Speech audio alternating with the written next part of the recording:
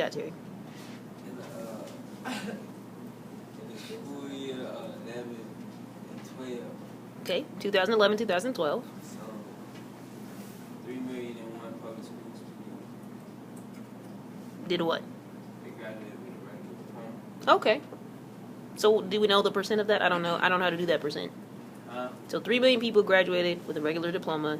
Does it tell you, so what percent is that? 81. Oh, that's good. Sort of. It's high. It's the most we've been graduating ever historically. Now, since you focused on standard diploma, did they tell you, because close to that should be the statistic about the number of girls versus the number of boys that graduated with an advanced diploma? No, it just got races. Oh, you want to tell me about the races?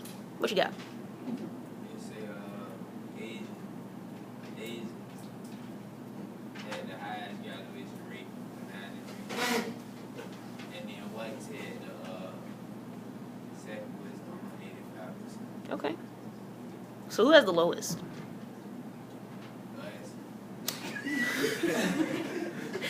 Now, you all do know that percents are not numbers. For example, if it says Asians are graduating 93%, how many Asians are graduating? Not very many. But you don't know. That doesn't tell you. If there are 1 million white people and 10 Asians, if 9 of those Asians graduate, they're already at 90%. Do you see what I'm saying? So you want to be careful. Sometimes statistics do not tell you what the real numbers are. Percentages can be manipulated. Numbers can lie. Anybody else? Thank you, Terry. Oh, Terry, where is that from? What's your source? NCSC. So the National Center for Educational Statistics? Yes. That's what that is. The percent of the ACT tested graduates graded for college over work in 2012, English public school was 64%, but private school was 83%. Ooh, that's a very, very big gap. So now, Kenya has brought us to an interesting conclusion. Let's talk about this. And even those people who don't feel well-researched, you can tell me something about this based on maybe what you've observed. I don't know if you know anybody who went to a private school, or based on what you kind of think you know about private schools. What is the difference between a private school education and a public school one? In private school, like you get more hands-on, and it's like it's more based. Like they can get like more to you instead of like in public schools. It's like a wide variety. Why is that? You have What- more More kids. kids. It's more There- kids in public, and it's like we have to pay for private, so it's not going to be as many kids that go to private as versus public. Okay, so you're telling me 2 advantages. Number 1, teachers have fewer kids to deal with, so they're able to focus, maybe is what you're telling me, Dale, on those. But also the fact that you pay for something. Once you pay for something, what is your attitude toward it? You're more invested in it. You're invested in it, you see. I think one of the problems with public education is that it's free. And as we allow people to not be invested in their education, they don't. They don't invest in it because, it's free. What else? Think about the kinds of things that private school students might do that sets them apart. Most private schools directly prep you for college. Like if you start when you're in kindergarten, Yeah, they'll yeah. build you up until you're a senior, and then you're ready. I agree with that. You're on that college academic track. That actually could be an advantage of going to a public school then, if public schools would do this right. The advantage of going to a public school is that maybe we recognize that not everybody wants to go to college. Or do you think your curriculum recognizes that? Think about your school experience. Do you feel like you're in a place that recognizes not everyone wants to go to college? Yeah. Yes. Okay, what do they do to provide for people that may not be on that college track? Like they offer like military help you get to a recruiter, or well, I don't really know. That's probably it. Well, that's vocational training, so that's good. Because we need our curriculum to realize that not everybody wants to go to college and diversify it. But I don't think your curriculum does that enough. For example, this is 12th grade English. 12th grade English is a year of British literature. Raise your hand if off the top of your head, whatever field you're going into, you will need to be able to quote Act 3, Line 2 from Macbeth.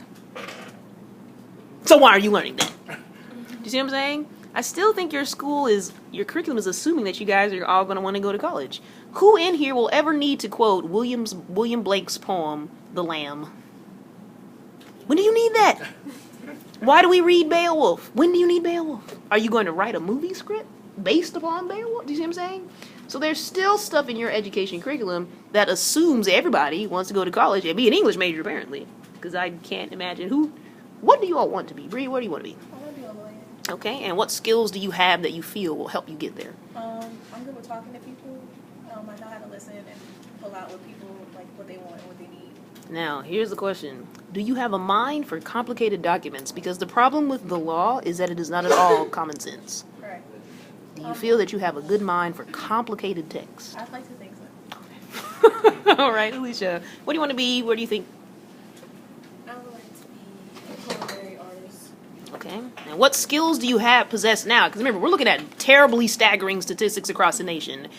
More than half of the people that graduate from high school are not ready for the job or for college.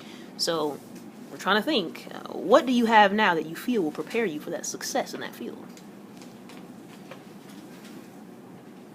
I mean, I feel like Are you adventurous? Do you like to experiment with foods? Do you have a refined palate?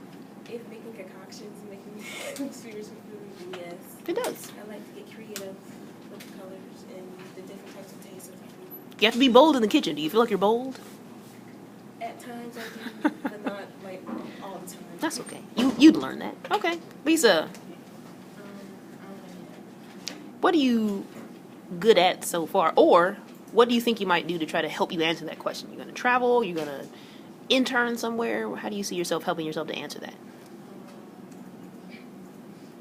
I don't know. Well, as long as you've got a plan. All right. Can you?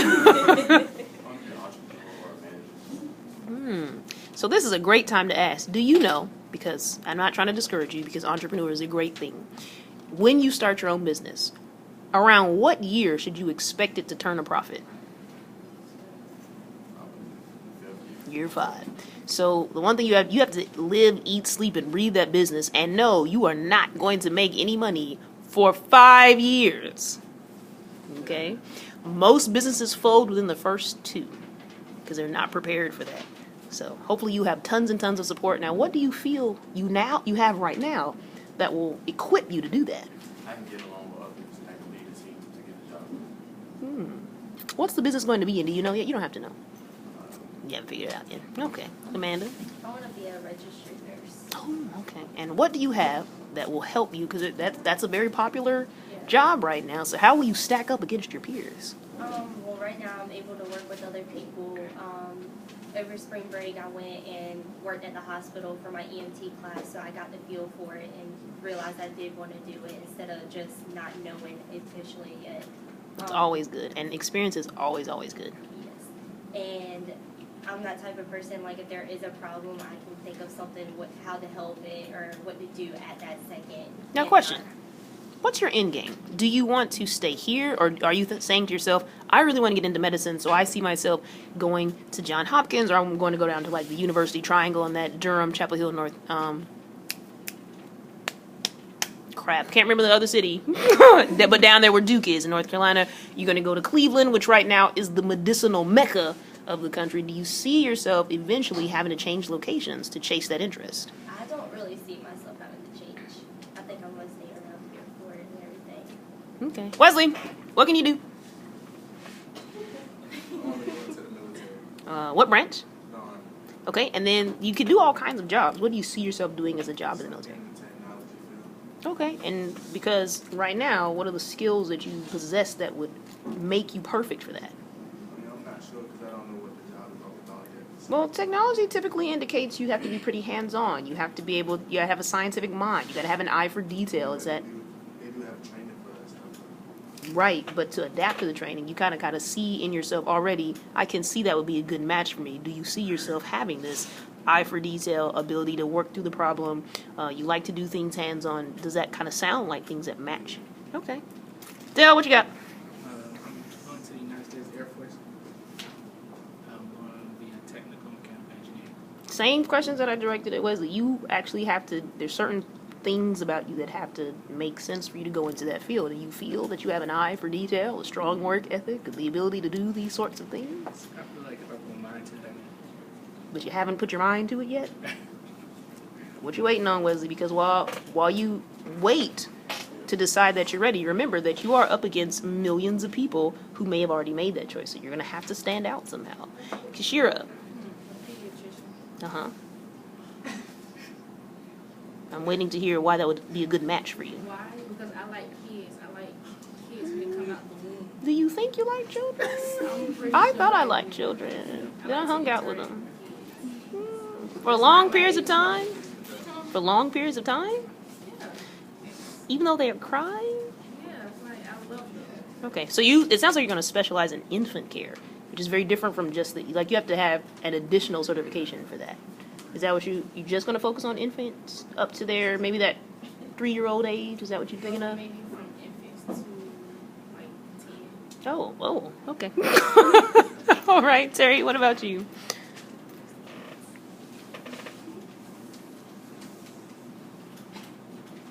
I'm a little lost. Okay, how do you feel like you're going to help yourself figure out what to do? Are you going to travel? You're going to shadow people? What are you going to do? I'm gonna try to go to college. For? I'm gonna do mass communication. Oh, now you have to speak up if you're going to be on mass communications. Do you see yourself being in front of the camera, or are you going to be learning behind the scenes? Yeah, in front of the camera. Okay. Now, what skills do you possess now that make you think, you know what, I'd be really good in front of a camera? I'm not saying I can make you laugh, move down. All right, Elizabeth. I want to do something with art. You don't know yet. I'm not sure yet. I don't know what. Like, because there's kind of two ways you can go. You can teach it, you can make it, you can use it for therapy. What are you thinking? I've been thinking about using it for therapy. Because I like working with people too. Okay. I'm going to stop this.